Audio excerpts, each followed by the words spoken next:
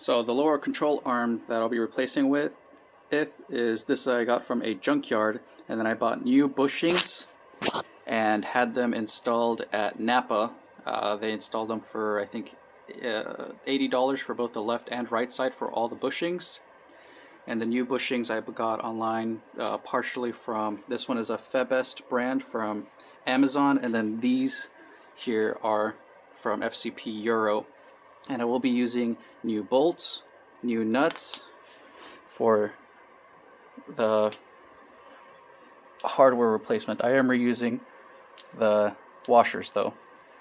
The part numbers for all those new bolts and nuts are here. I got them from the dealership. You can see just for this hardware it was about 100 and how much was it? It was not cheap basically.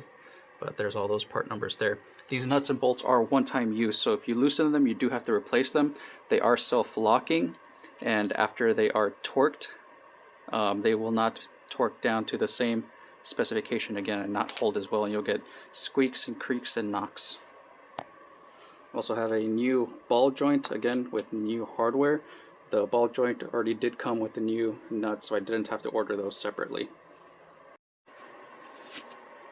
Alright, so what I did in order to open up this gap where the control arm would go, because before this pinch point would be too small, now it slides in pretty well.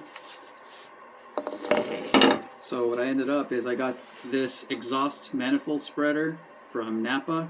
It's generally used for Chevy small block 350 engines to expand the manifold, and what it is 2 screws on both ends, and when you spin the center nut it expands this and opens it up, and this can exert a large amount of force.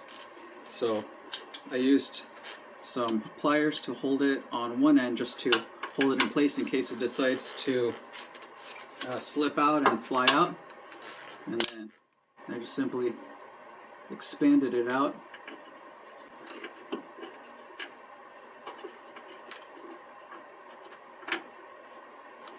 And then using a 19mm wrench on the nut there, I just started expanding. I did one spot, then I loosened it, then I moved on to another spot, more further back, and I expanded it here, and I did another spot up higher, and I just kind of did it in a couple different places. And that worked very well, so now it slides in with no problems. And I did the same for the rear half of the part where the rear half of the lower control arm mounts to. So now it slides in much better. So now I'm ready to install the lower control arm. I got new bolts and new nuts. Pay attention because the nut that, or the bolt that goes towards the front half of the lower control arm is longer than the bolt that goes to the rear half of the lower control arm. And then they're going to go from the middle out and the middle out. All right. And I do have a new lower ball joint also with new nuts. Okay. Let's try the rear one first. Yeah, doing the rear one is easier, and I can just let it hang there.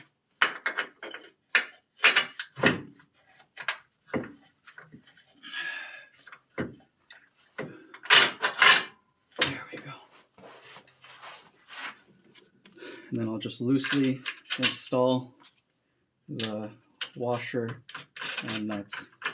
Just finger tight. Do not tighten these down until the suspension is at the riding height or idle height. Push that bolt all the way through, putting on the washer and the nut, just finger tight. There we go. Now for the lower ball joint, the top nut has this castle style to it, and the bottom nut does not. It has this ridge around the outside. Why they're different, I don't know. Why couldn't they just use the same one? But again, these self-locking nuts are one-time use. Okay.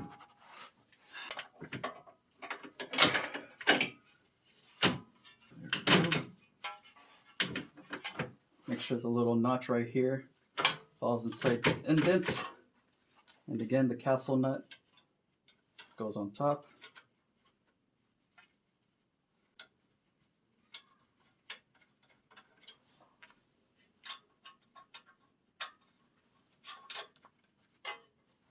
There we go. Perfect. And then if you were only doing the control arm, you could then put your bolt that goes for the lower control arm to the bottom of the strut or your air suspension, and the bolt will go in from the front towards the rear like that, and the nut is going to be on the back end. But I am not going to put that on just yet because I'm also going to do my upper control arm. And to torque down this ball joint, it does not need to be at right height. You can tighten it whenever. So this needs to be tightened down to 70 Newton meters plus 50 degrees turn. 70 Newton meters is approximately 52 foot-pounds. And this is a 22 millimeter socket that you'll require.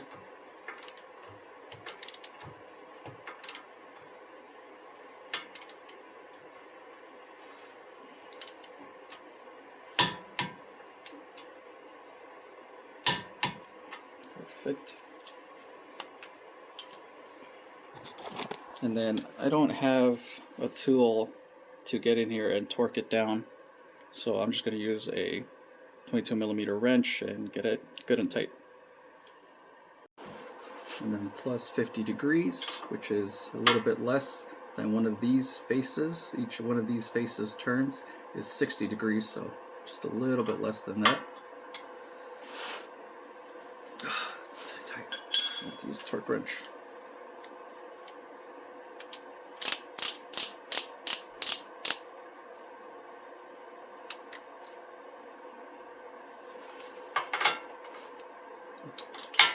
Alright, so 50 degrees.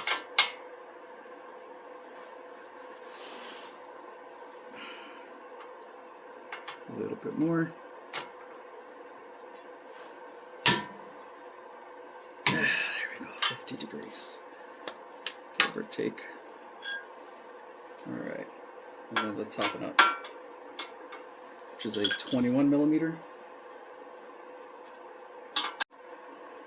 And if you need to counter hold the top of the ball joint, this one takes a 5 millimeter Allen. And now I'm near the final tightening. To tighten this one, I had to use a lot of force on the big torque wrench. And this one I'm going to extend it with a second wrench to really get that good torque in there. Just make sure it doesn't snap. That's good. That'll hold, hopefully.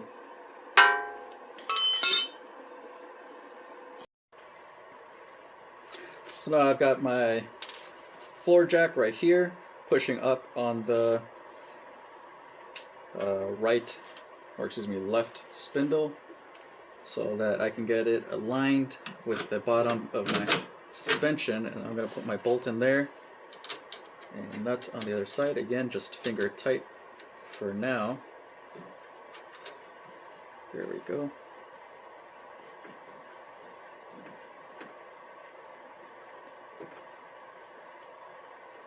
And again, this one is also only one-time use. I'm just putting it on there hand tight.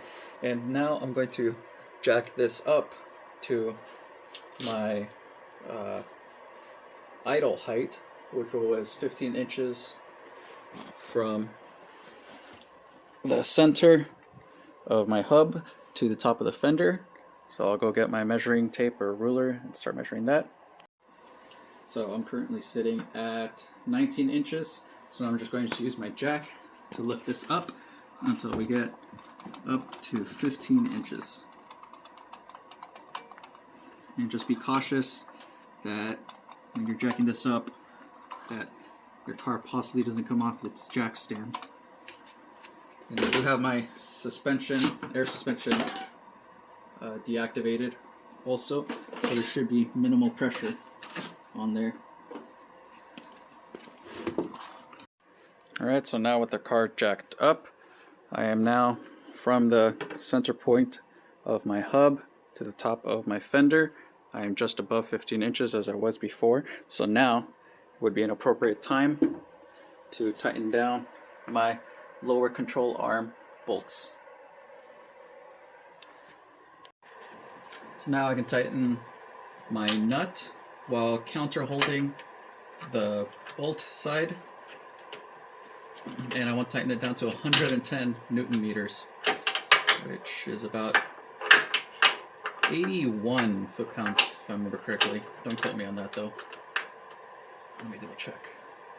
So in foot-pounds that would be actually, yeah, 81, about 81 foot-pounds.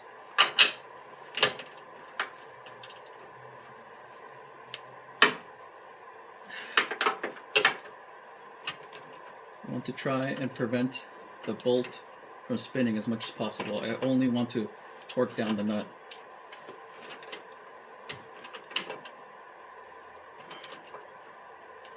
And my suspension is lifted up to my riding height.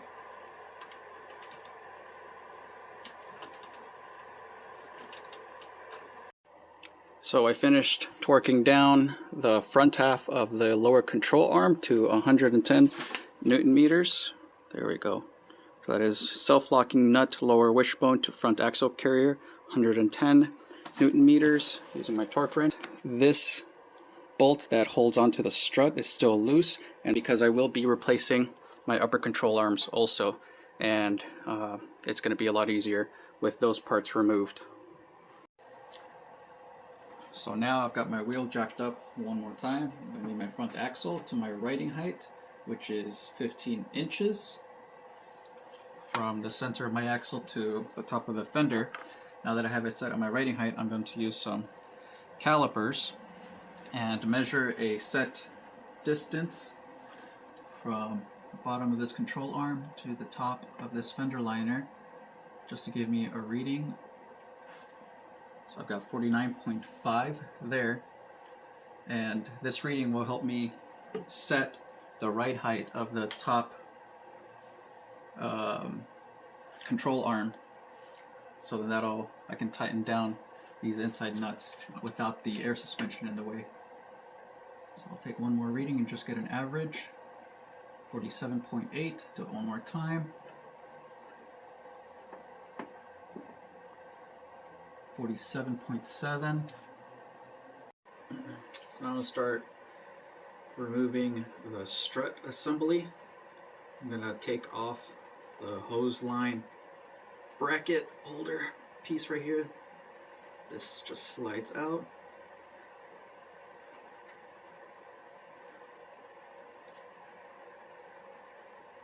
So it's a little bit more stiff.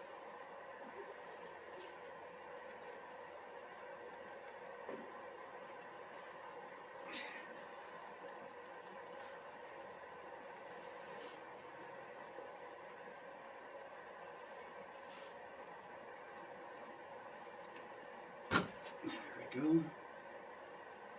That's out. Now I also need to disconnect the signal cable for the air strut, or maybe I don't. I'll leave that on for now, but I will unhook this little clamp from the back.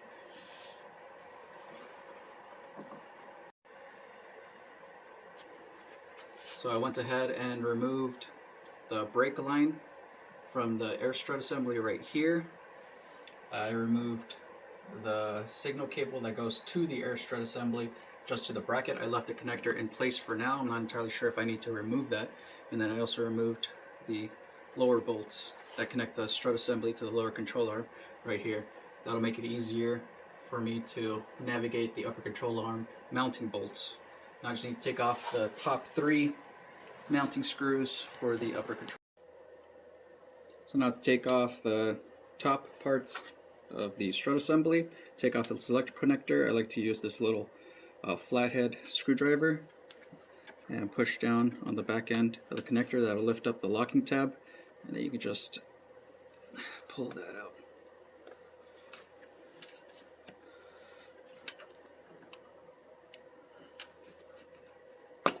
There we go.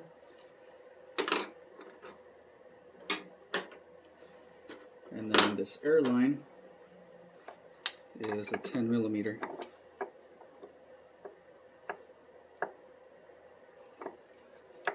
And it's a little bit challenging to get in there with a wrench like this. You really need like a flare nut wrench to get in there.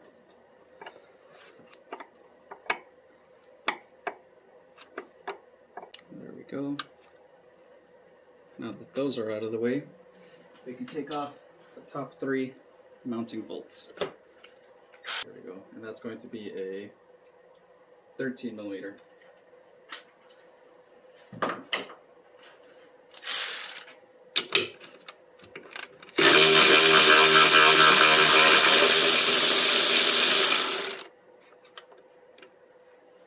And these do come with washers on them, so make sure not to lose that washer.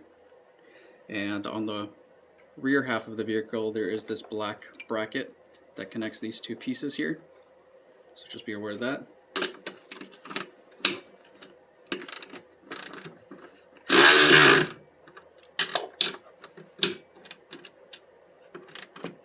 Just break this over 3.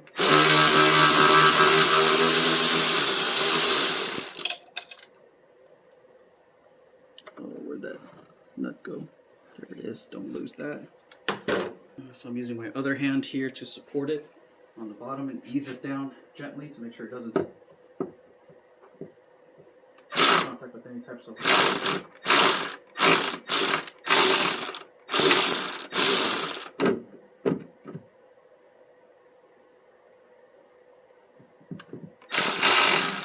Alright, I think that's it. Don't lose that nut.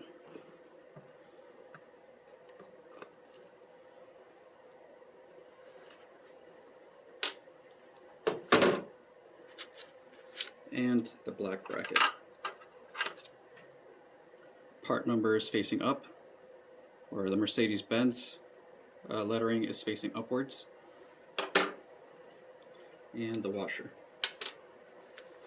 Alright. Now we have room to maneuver that air strut around to get to those bolts on the inside wheel well. Alright, so I'm going to remove the top ball joint. I have this little tightening strap around the spindle and attached to the frame of the car so that when this removes, the spindle doesn't just fly out, because that could cause potential damage to the boots or the inside bearings of the CV axle. So I want to make sure to have that secure. We don't want this just flying all over the place. Alright, so I'll back this nut out until it's flush with the top of the bolt. Alright, that looks good there. We'll put on our ball joint removal tool.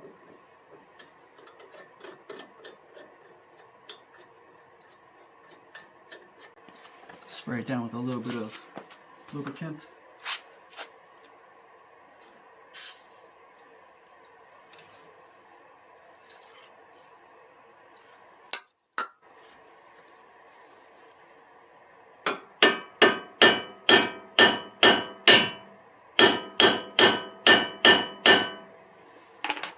Down some more.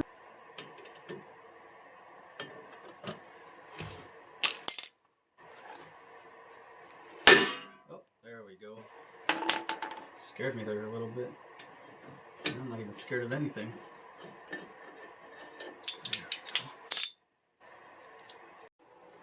So now with the upper control arm ball joint removed, it's being held on by this ratchet strap to prevent it from falling any more forward and preventing a severe angle on the CV axle. It kind of already is at an extreme angle right now.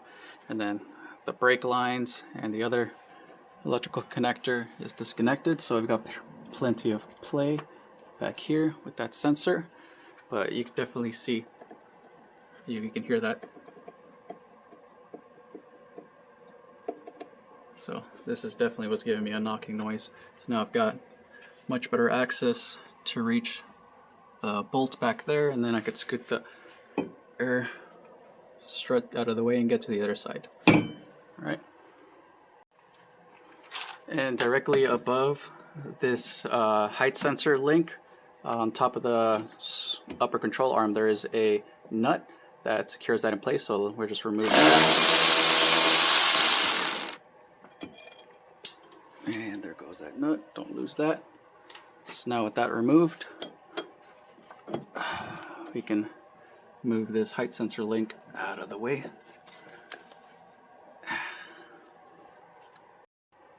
And there is a nut on the bolt of this height sensor link. Alright, now to reach the front side of the nut over here, I took off the air filter that rests on top of the engine, and then with a 16mm wrench, I was able to reach in through here and break this nut free through here like that. And then on the other side, I am using, where the heck did that thing go? There it is. A flex head ratchet, so which allows me to get a nice angle like that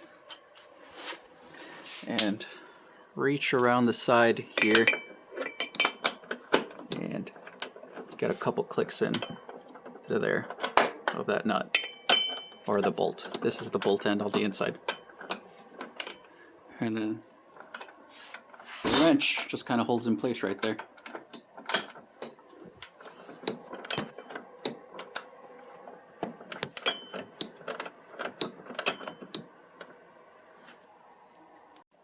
And now I was able to remove the washer off of there. I don't know how we. And then just pull out the washer or bolt and washer from the inside of the wheel. And there we go. Now it's just the other side. Now the manual says that the other side I have to take out the fuse box in order to gain access to that bolt. So I'm going to try without trying to remove the fuse box, and then we'll see how that goes. Okay, so it looks like I do have to remove the fuse box in order to get to those bolts. So I already disconnected the battery in the trunk. So now let's go ahead and start removing these cables from in here. So I kind of went a little bit of a different path. I was able to turn this upper control arm all the way up and kind of get some room to the back here, and using my flex head ratchet I can get through the 16mm here and then through the top. I took off the engine wiring harness and I just put it off to the side. It goes through this little gap here. The fuse box was just too much to try to remove. It's such a hassle. Your best bet is to try to get in through there using a wrench or maybe even a crow's foot. And then I disconnected the condenser lines right here. So through the other side, there would be a hole, a bolt that notches on through there. And that's a T20, if I remember correctly. So you'll find that right back here. And then I also loosened up the connections right here. So now I have movement on my AC lines, and I can kind of scoot them left or right a little bit, since right here they are hard metal, but once they get to down there they have a connection to where they go the flexible tubing, and same on this end over here, so you have a little bit of flex to get. But trying to get the bolt on this side is just such a terrible design. Basically, good luck with it. Okay, so I managed to get the old upper control arm out. I have the new one right here. It came with a new nut for the top, and I got new bolts and new lock nuts from the dealership. Also, I'll be reusing the washers. So now it's just a matter of sliding it back in there. I'm not.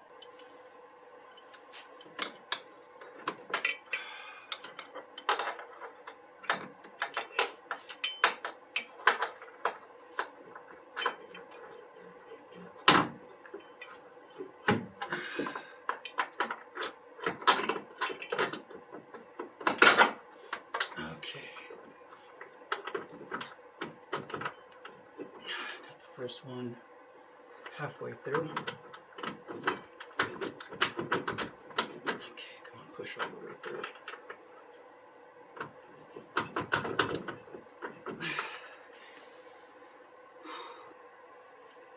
And then the nut, or excuse me, the bolt going towards the rear side.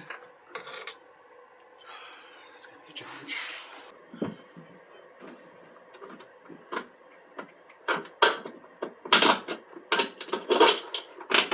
There we go. Got it pushed all the way through. Now for the nuts and washers on the other.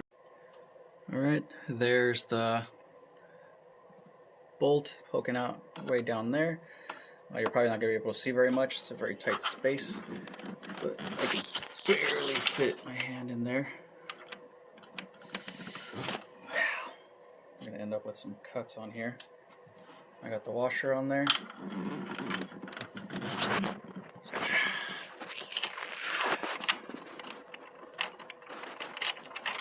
Now just got to get the nut. Get it started.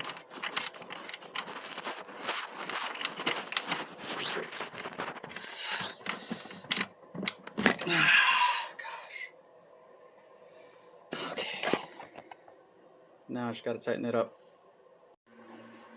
So now I've got my two bolts in there just snug, and I can move this upper control arm up and down and it'll stay in place, but the bushings will also move along with it. So now I'm going to set it up to my height that I set up with my calipers earlier, which was 48. So I measured from the bottom of this point to the top of this fender liner. So now I'm just going to adjust this until I reach 48, and then I'll tighten it at that position. It's a little bit higher. There we go, that looks like that's it right there.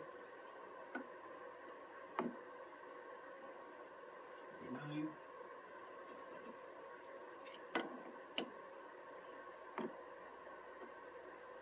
That looks pretty good right there. Okay.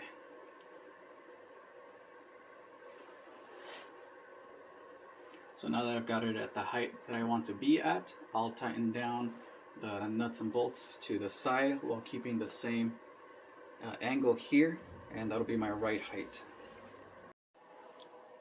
Alright, so I finished putting on the upper control arm and torquing down these two nuts and bolts. I didn't actually torque it, I just got it really tight on there.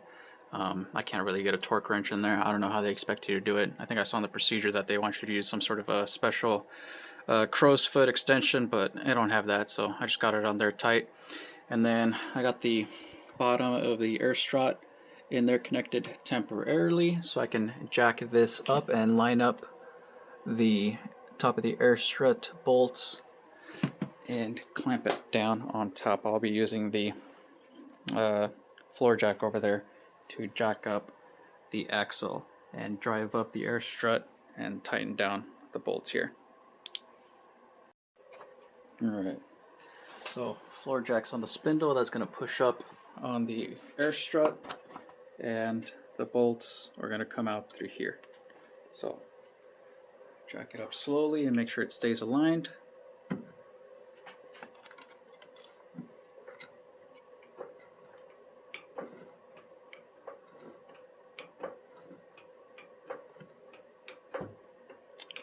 Perfect.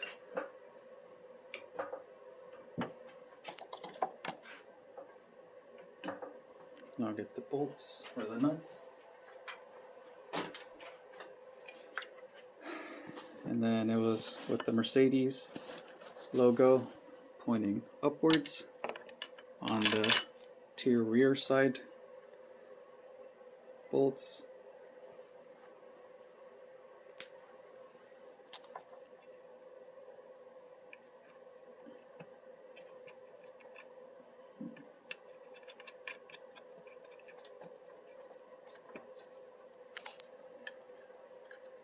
no washers on the rear side bolts, but the front side bolt stud does take a washer.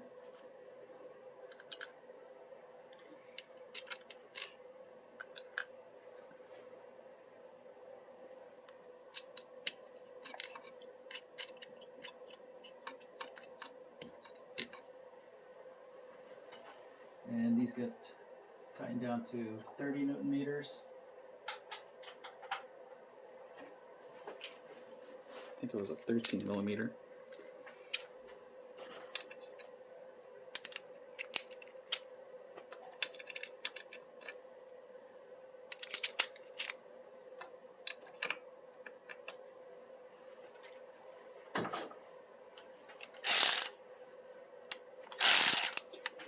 Or just good and tight.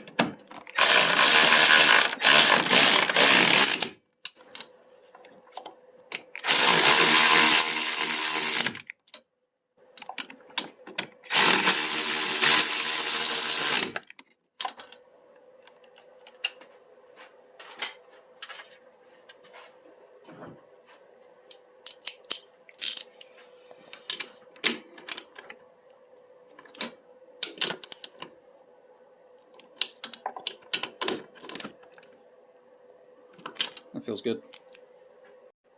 And then plug back in our electrical connector. There we go. So it gets nice and seated, and our air line.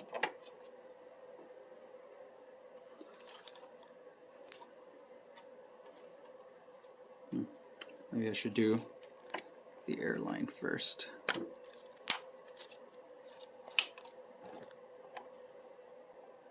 There we go. Just Care Bear snug. Okay. So I actually do still need the pallet jack to raise the axle up to connect the upper control arm ball joint to the spindle connection point up here. So I'll go ahead.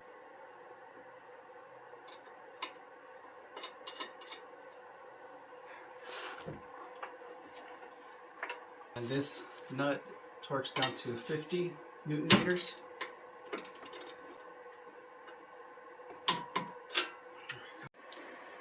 So now I've got my jack lifted it up the front axle to my 15-inch ride height. So now I'm going to torque this lower control arm nut at 162 Newton meters, which is about 120 foot-pounds.